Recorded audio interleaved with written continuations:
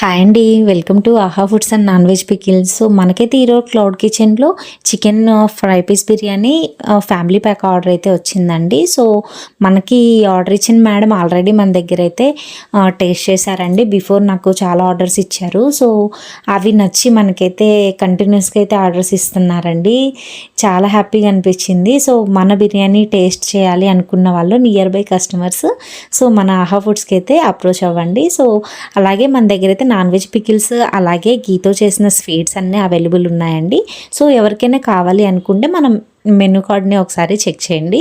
So ఇలాగే నేను prepare చేస్తూ ఒక సైడ్ అయితే బోన్లెస్ చికెన్ పికిల్ అయితే చేశానండి. ఈ ఆర్డర్ ఇచ్చిన వాళ్ళు కూడా మన దగ్గర రెగ్యులర్ కస్టమర్ అనమాట. సో రెగ్యులర్గా మనకైతే ఆర్డర్స్ ఇస్తూ ఉంటారు.